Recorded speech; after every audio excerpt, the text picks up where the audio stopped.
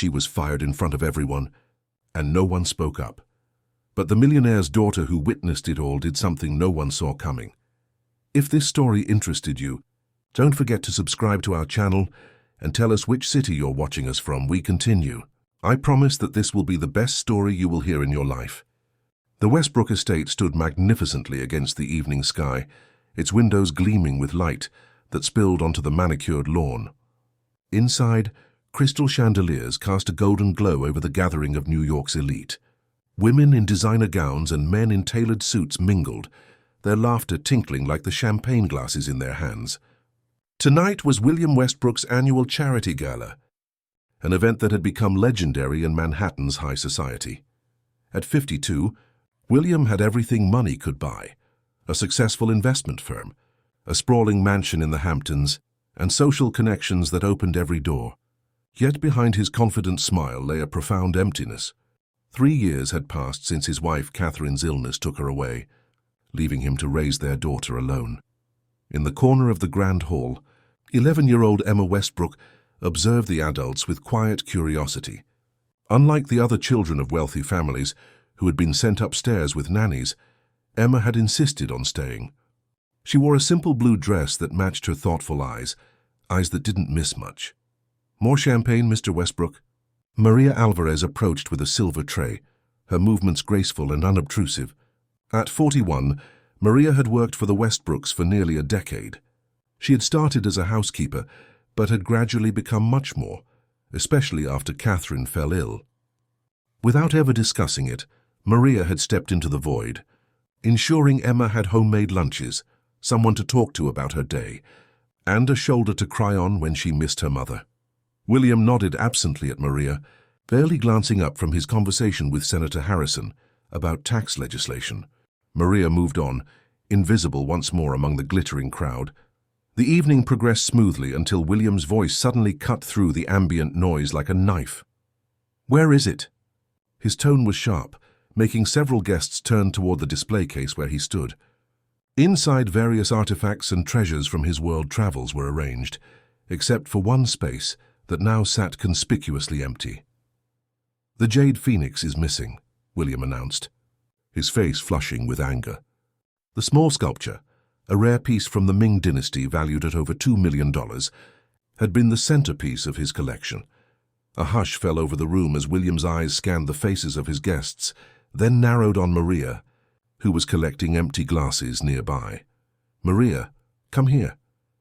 Something in his tone made Emma look up from her conversation with her friend Olivia. Maria approached William, her expression calm yet questioning. "Yes, Mr. Westbrook?" "The Jade Phoenix," William said coldly. "Where is it?" Maria's eyes widened slightly. "Sir, don't play innocent. You were arranging flowers near the case earlier today. You were the only staff member with access to that room before the guests arrived."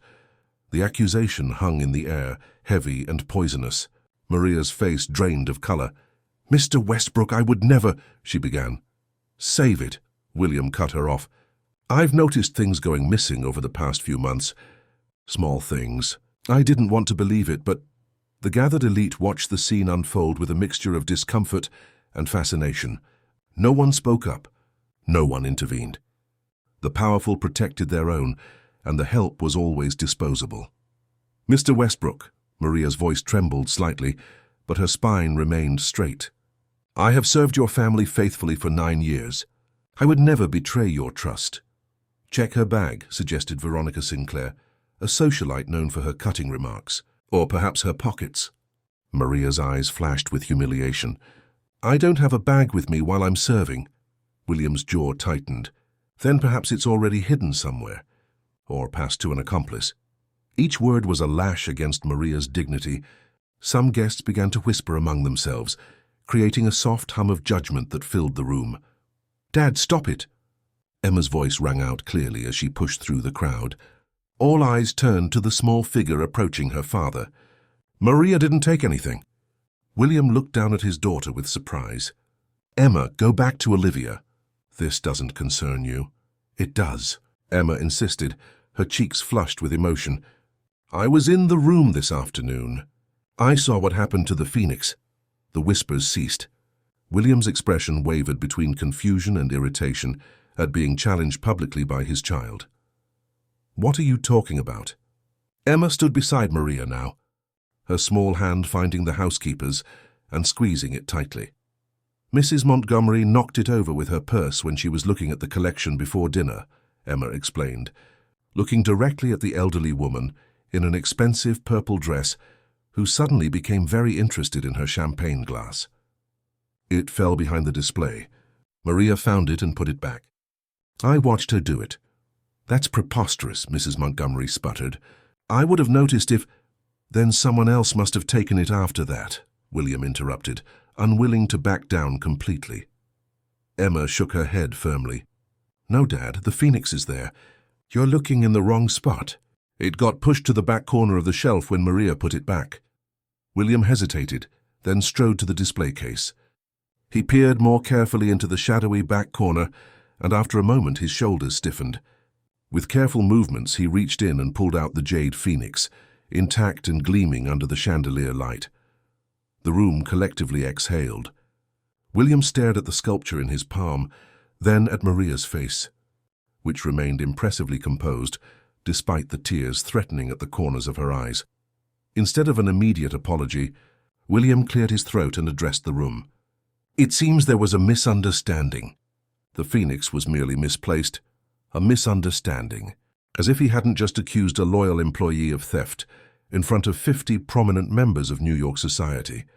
As if he hadn't just threatened her reputation, her livelihood, her dignity. Maria nodded once, professionally, though her hands trembled slightly. "If you'll excuse me, Mr. Westbrook, I should check on the kitchen staff regarding dessert." She turned and walked away, her back straight, her steps measured. Not running, not crying, maintaining the poise that had always characterized her presence in the Westbrook home. Emma looked up at her father, disappointment evident in her young face. Without a word, she turned and followed Maria toward the kitchen, leaving William holding the jade Phoenix and the weight of his mistake. The party resumed its rhythm, guests quickly finding new topics of conversation, but something had shifted. The elegant facade had cracked, revealing an ugliness beneath the polished surface. William placed the Phoenix back in its spot and reached for another glass of champagne, downing it in one swallow.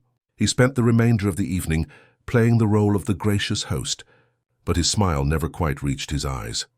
Later that night, after the last guest had departed and the staff had cleaned up, William knocked on Maria's small apartment above the garage. There was no answer. He tried the handle, found it unlocked, and stepped inside. The space was empty. On the kitchen counter lay Maria's house keys and a brief note. "Mr. Westbrook, I hereby tender my resignation, effective immediately. Maria Alvarez." William stood alone in the empty apartment, the note crumpled in his fist, as the magnitude of what he had done began to sink in. The Westbrook mansion felt different the next morning. Sunlight streamed through tall windows, illuminating rooms that seemed oddly hollow despite their opulent furnishings. William moved through his morning routine mechanically. Shower, shave, select a suit from dozens that looked virtually identical. The house staff avoided his gaze, their movements efficient but distant. When he entered the kitchen, he found Emma already dressed for school, pushing cereal around in her bowl without eating. Usually there would have been pancakes on Wednesdays. Usually Maria would have been there, asking Emma about her science project or reminding her about her violin lesson. "Good morning," William said, his voice overly bright. Emma didn't respond. She didn't look up. "Emma," he tried again, "we need to leave in 15 minutes for school." "I know what time it is," she replied flatly, still not meeting his eyes. William sighed, pouring himself coffee from the carafe the kitchen staff had prepared. It tasted bitter. Maria always knew exactly how he liked his coffee. "About last night," he began. "Where's Maria?" Emma interrupted. William hesitated. "She's taking some time off." "You're lying." Emma finally looked up, her eyes accusatory. "I went to her apartment this morning. All her things are gone." William's jaw tightened. He wasn't accustomed to being challenged, especially not by his daughter. "Emma, sometimes adults have disagreements that are complicated." "It's not complicated," Emma cut him off again. "You accused her of stealing in front of everyone. You humiliated her. And she didn't do anything wrong. I made a mistake, William admitted reluctantly. So I'll make it right. How? Emma demanded. The question hung in the air between them. William had no answer that would satisfy her. In his world, problems were solved with money. A generous severance package, perhaps a recommendation letter. These were his usual remedies, but he suspected such gestures would mean nothing to Maria or to Emma. We'll discuss this later, he said finally. Get your backpack. We're leaving. The drive to Greystone Academy was silent. Emma stared out the window, physically present but emotionally miles away. When they arrived, she climbed out without a goodbye and disappeared through the school's imposing oak doors. William watched her go, then instructed his driver to take him to the office. Westbrook Investment Partners occupied the top 3 floors of a sleek Manhattan skyscraper. Usually, stepping into his corner office filled William with satisfaction, the tangible proof of his success. Today it felt like just another room. Hours passed in a blur of meetings and phone calls. William found himself unable to focus, his mind repeatedly drifting back to the previous night, to Maria's face as the accusation landed, to Emma's disappointment, to the empty apartment above the garage. Sir? His assistant's voice broke through his thoughts. Your 3 o'clock cancelled, and Emma's school called. She's in the nurse's office with a headache. They're asking if someone can pick her up. William glanced at his watch. He had a crucial client dinner at 7. Normally, Maria would have handled this situation seamlessly. Tell them I'll be there in 30 minutes, he said, already reaching for his jacket. When he arrived at Greystone Academy, he found Emma sitting on a vinyl-covered cot, her face pale. The school nurse explained that Emma hadn't eaten lunch and had complained of a headache during mathematics. I'm fine, Emma insisted as they walked to the car. You didn't have to come. Of course I had to come, William replied. You're my daughter. Emma gave him a look that seemed far too knowing for her 11 years. Maria would have come right away. She wouldn't have had meetings first. The words stung because they contained truth. William had always delegated the daily aspects of parenting, first to Catherine and then, unofficially, to Maria. He had provided abundantly for his daughter's material needs, while remaining largely absent for her emotional ones. At home, Emma went straight to her room. William cancelled his dinner, ordered delivery, and tried to work from his home office. After an hour of staring at the same spreadsheet, he gave up and went to check on Emma. Her bedroom door was ajar. He found her asleep, fully clothed on top of her covers, tear tracks still visible on her cheeks. On the nightstand beside her lay an open journal, the pages covered in a child's careful handwriting. William knew he shouldn't read it. But something, concern, curiosity, or perhaps a desperate need to understand his increasingly distant daughter, made him pick it up. Today Maria taught me how to make Mom's special hot chocolate, began one entry from the previous winter. She said Mom used to add cinnamon and a tiny bit of chili powder. It tasted like a warm hug. When I started crying because I missed Mom, Maria didn't tell me to stop or that big girls don't cry like Dad always does. She just hugged me and said it's okay to miss people we love. William turned the page, his throat tightening. Had a bad dream about Mom last night. Couldn't go back to sleep. Maria heard me crying and came in. She sat with me until I fell asleep again, just like Mom used to. She brushed my hair with her fingers and hummed that Spanish lullaby. I didn't tell Dad. He'd just worry about me missing sleep before my math test.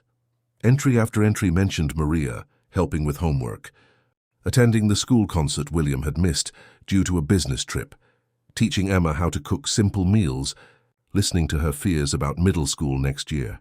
The most recent entry, dated just yesterday, made William's chest ache. Dad's having another fancy party tonight. Maria helped me pick out my dress.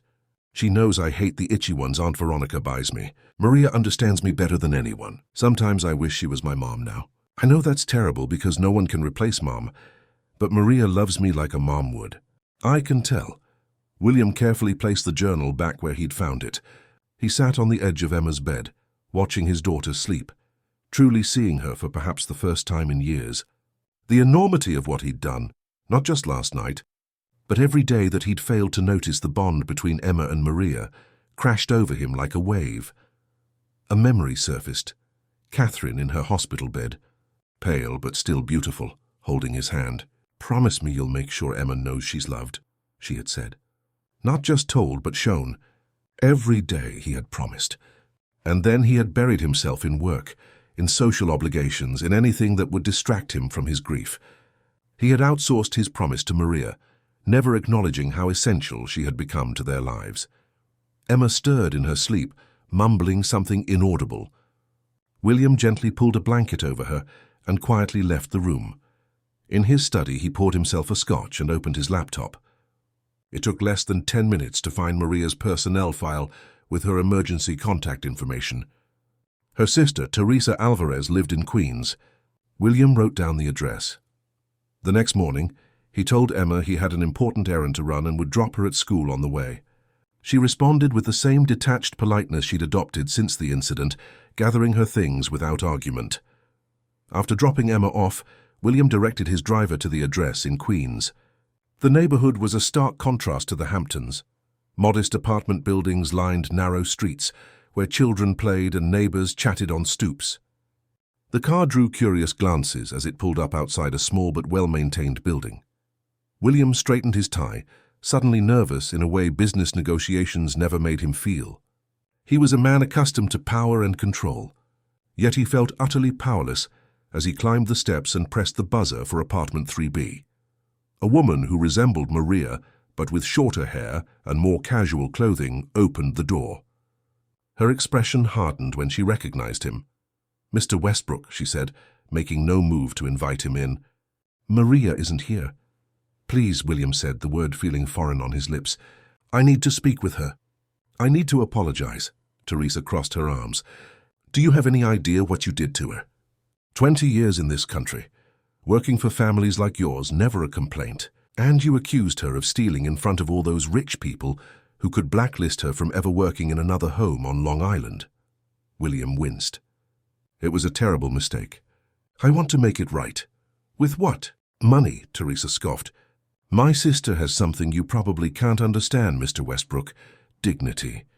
From inside the apartment, a familiar voice called out, "Teresa? Who is it?" William's heart leaped. "Maria, please," he called past Teresa. 5 minutes. "That's all I ask." There was silence, then footsteps. Maria appeared behind her sister, her expression guarded. She wore jeans and a simple blouse, her hair loose around her shoulders instead of in the neat bun she always wore at work. She looked both familiar and like a stranger.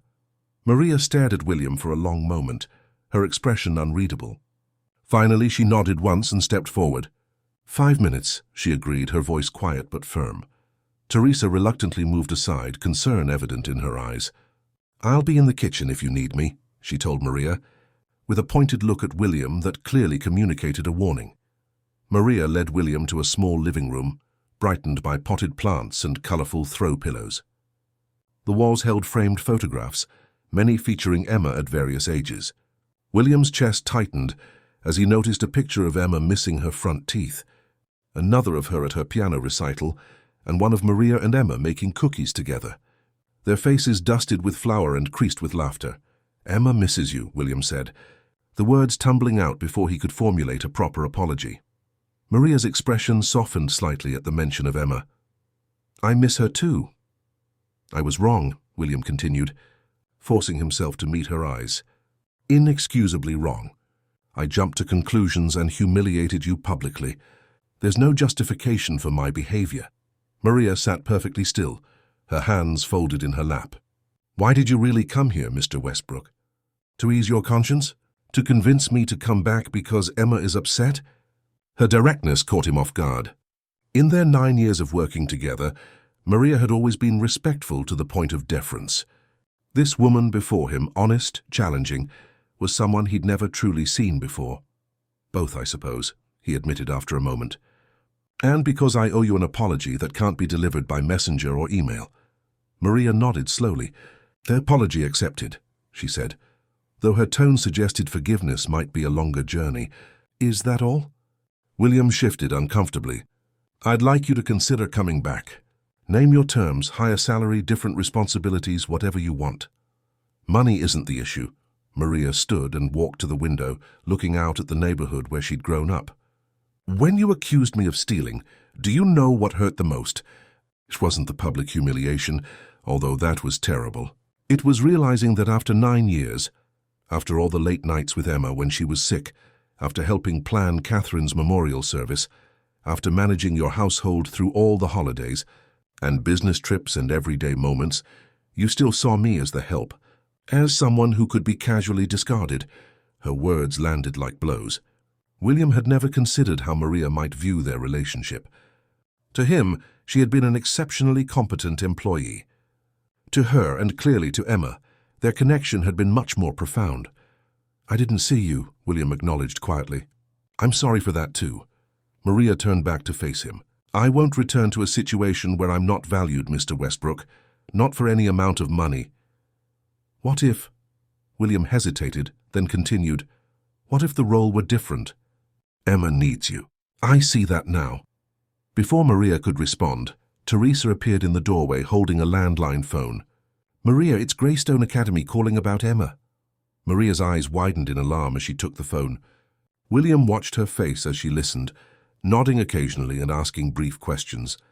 When she hung up, she turned to him with concern etched across her features. "Emma had an anxiety attack at school. The nurse says she's calmed down now, but they want someone to pick her up." William was already on his feet, reaching for his phone to call his driver. "I'll go right away." "I'm coming with you," Maria said firmly, grabbing a light jacket from a hook by the door.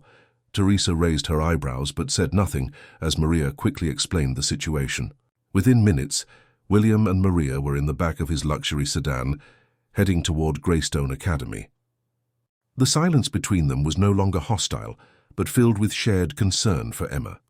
When they arrived at the school, Emma was sitting in the nurse's office, her face pale and her eyes red-rimmed. When she saw Maria, she launched herself across the room, wrapping her arms around the woman's waist and burying her face against her.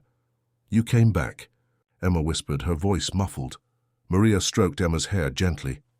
"Of course I did, Mia. I heard you needed me."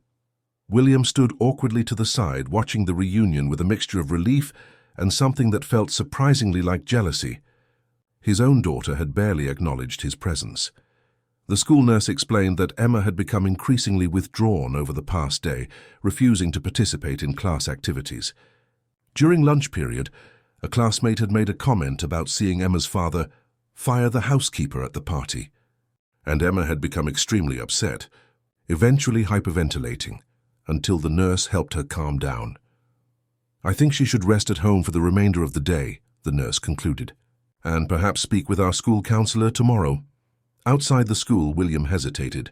"Should I take you back to your sister's place, or—" Maria looked down at Emma, who was still clinging to her hand. "I think I should come to the house for now, for Emma's sake." The drive back to the Westbrook estate was quiet, but less tense than the journey to Queens had been. Emma sat between them, her small body leaning against Maria's side. Occasionally, William caught Maria's eye over Emma's head, and something unspoken passed between them. A truce, at least temporarily for Emma's benefit. At home, Maria moved through the kitchen with familiar ease, preparing hot chocolate, while Emma sat at the counter watching her every move as if afraid she might disappear again. William hovered uncertainly in the doorway, feeling like a visitor in his own home.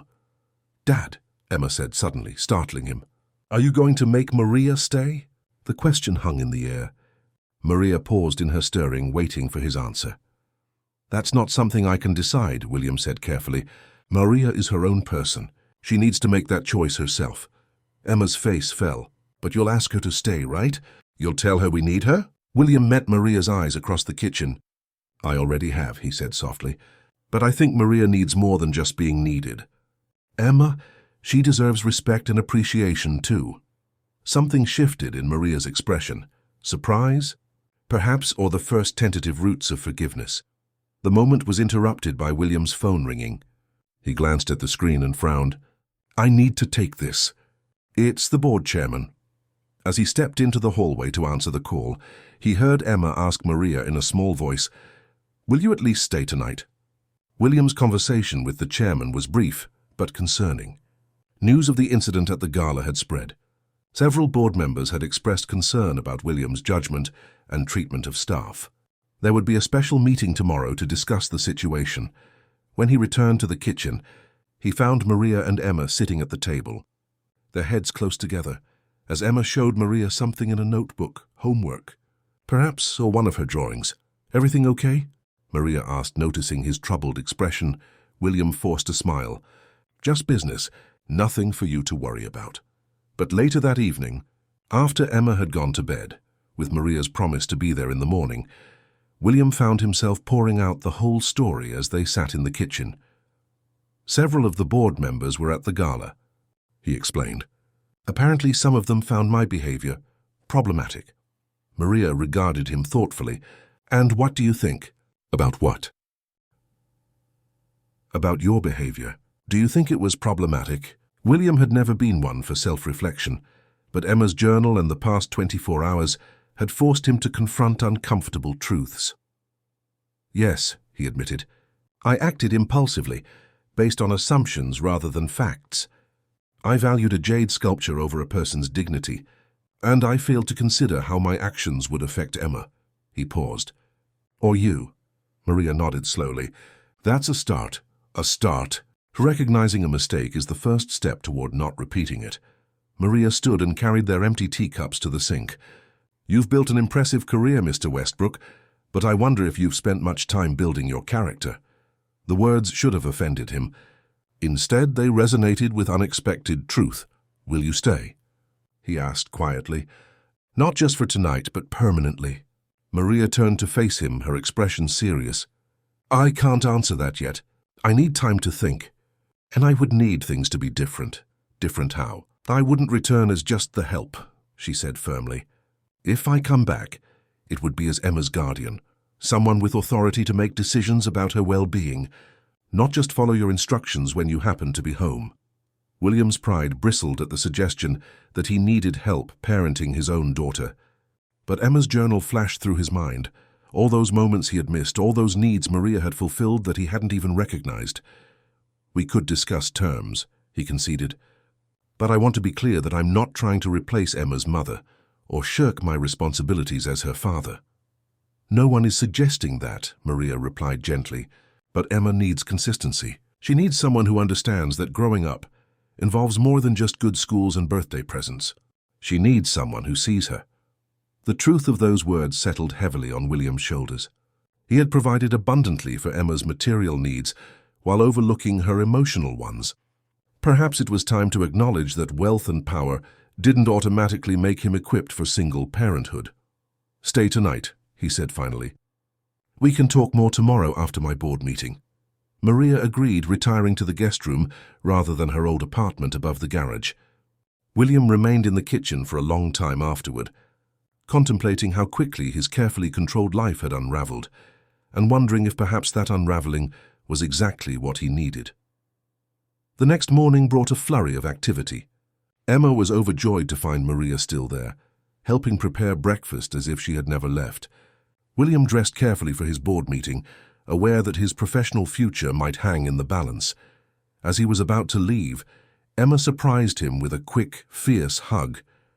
"Good luck, Dad," she whispered. Something about those simple words, about the fact that his daughter still cared despite her disappointment in him, gave William a strange new courage as he headed downtown to face the consequences of his actions. The boardroom of Westbrook Investment Partners fell silent as William finished speaking. 14 pairs of eyes studied him, with expressions ranging from surprise to skepticism to grudging respect. William had just done something unprecedented in his career.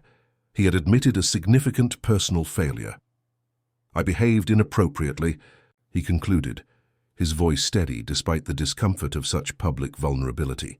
"I allowed stress and poor judgment to lead me to treat a valuable member of my household staff with disrespect and unfounded suspicion.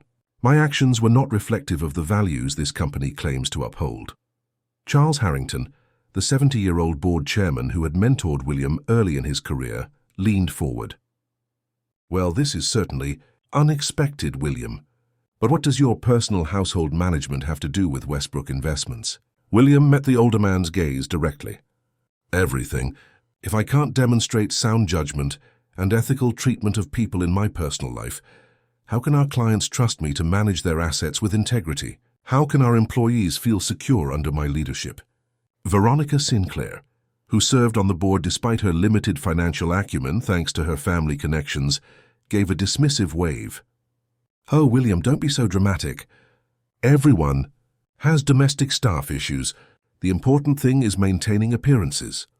Several board members nodded in agreement, but William found himself increasingly uncomfortable with this dismissive attitude, an attitude that, just days ago, he might have shared. With respect. "Veronica, I disagree," William replied firmly.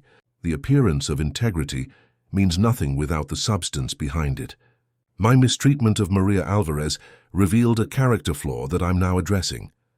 Not for appearances, but because it's right." The boardroom grew quiet again. William had never spoken this way before. Passionate, principled, almost philosophical. His usual presentations involved projected earnings and market analyses, not moral reckonings. "And what exactly are you proposing?" asked James Chen, the board's youngest member. William took a deep breath. "I'm implementing changes, both personally and professionally. For the company, I want to establish a comprehensive ethics policy that includes respectful treatment of all staff, not just executives. I also want to create a scholarship program for the children of service workers, including housekeepers, janitors, and food service employees." He paused, noting the surprised expressions around the table. "Personally, I'm restructuring my household to better support my daughter's emotional needs. Ms. Alvarez has agreed to consider returning in an expanded role as my daughter's guardian and household manager." Charles raised his bushy eyebrows. "Guardian? Isn't that rather unusual?" "Perhaps," William acknowledged, "but sometimes unusual circumstances call for unusual solutions. My late wife Catherine understood something I'm only beginning to grasp, that wealth means nothing if the people you love aren't thriving. Emma needs Maria in her life, and I've been short-sighted not to recognize that sooner." The board meeting continued for another hour, with detailed discussions about the proposed ethics policy and scholarship program. To William's surprise, most members eventually expressed support, though Veronica and two others remained skeptical. By the time he left the building, William felt lighter than he had in years, as if acknowledging his mistakes had somehow freed him from a burden he hadn't known he was carrying. When he arrived home, he found Maria and Emma in the garden, planting flowers in the beds that had been somewhat neglected since Catherine's illness. They were laughing together, dirt smudged on their cheeks, completely absorbed in their task. William watched them for a moment, struck by how right they looked together, and by how seldom he had taken the time to simply observe his daughter's joy. Emma noticed him first, her smile fading slightly as she remembered their strained relationship of recent days. "How was your meeting?" Maria asked, wiping her hands on her gardening apron. "Surprisingly productive," William replied. "I think we're making progress." Emma looked between them curiously.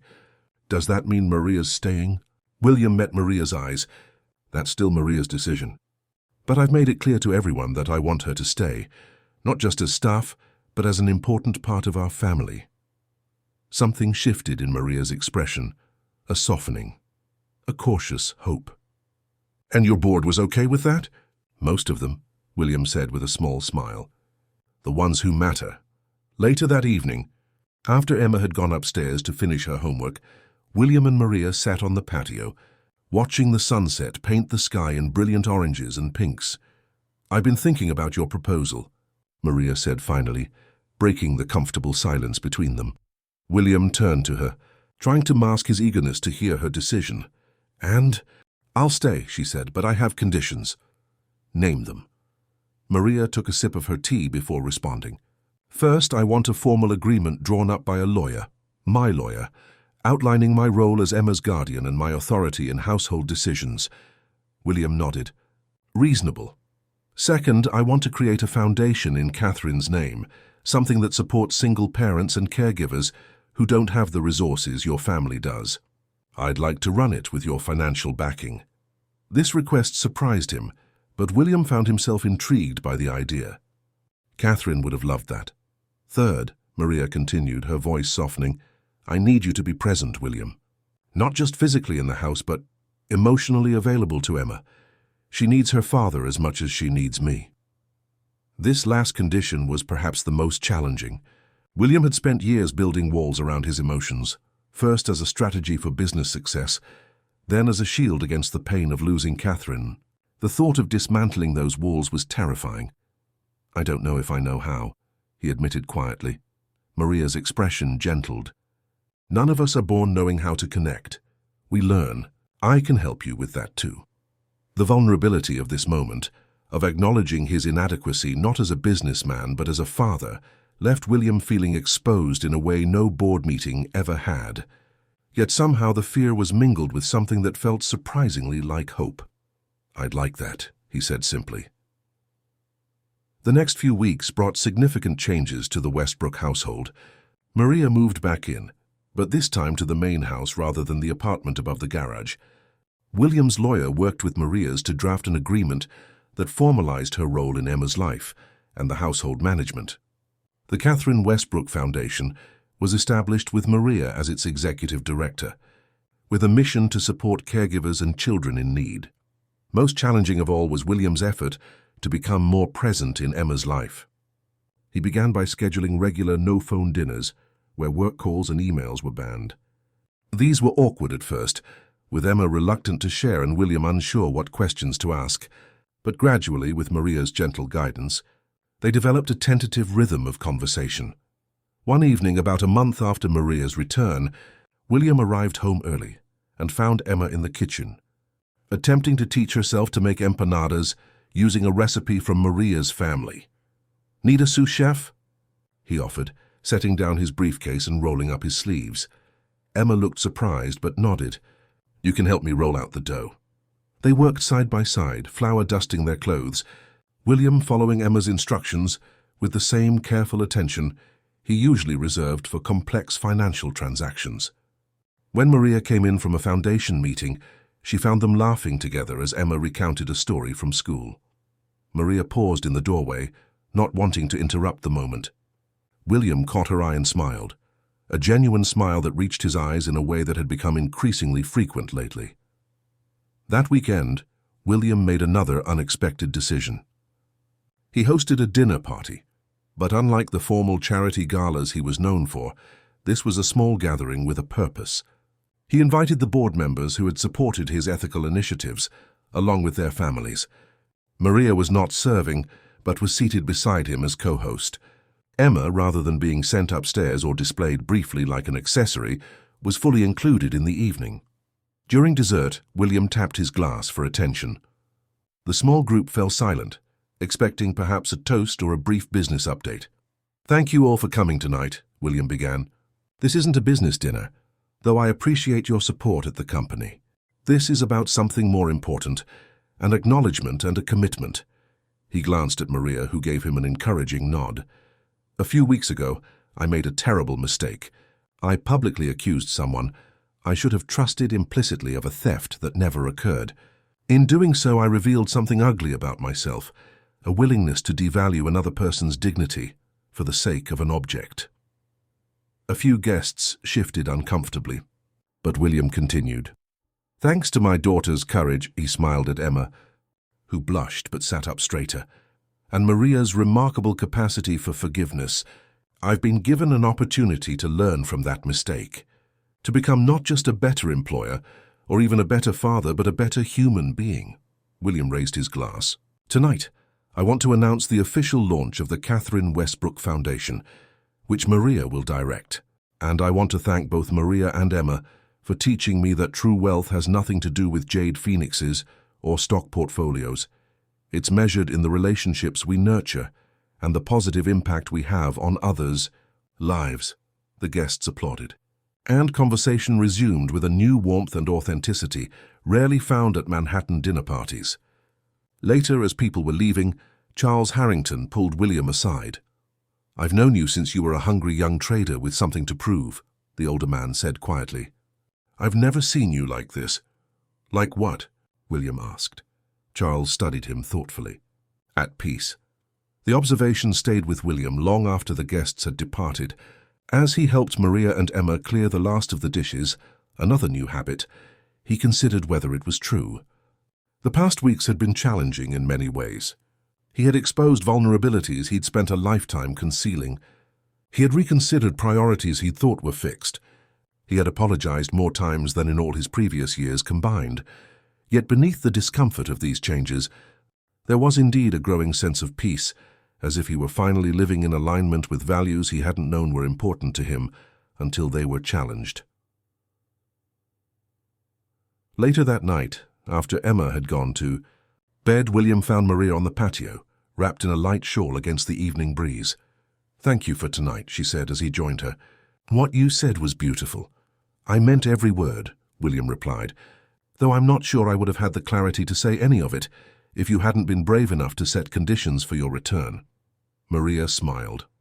Sometimes people need boundaries to find their true selves. They sat in comfortable silence for a while, the garden around them silvered by moonlight. William thought about how dramatically his life had changed in just a few weeks. Not the external circumstances, which remained largely the same, but his internal landscape. Where there had been emptiness masked by acquisition and achievement, there was now a growing sense of connection and purpose. "Catherine would be proud," Maria said softly, as if reading his thoughts. "Of both you and Emma." William felt a familiar pang at the mention of his late wife, but it was no longer accompanied by the desperate need to change the subject or bury himself in work. "I think she somehow knew what we would need," he said. "That's why she brought you into our lives." Perhaps, Maria agreed. Or perhaps we all found each other because that's how healing works. Through relationship, through seeing and being seen. From upstairs came the sound of Emma's bedroom door opening. "Dad, Maria?" her voice called out. "Can we watch a movie together?" "I can't sleep." William and Maria exchanged smiles as they rose from their chairs. "Coming, Mija," Maria called back. As they walked together toward the house, toward Emma, toward the future they were carefully building,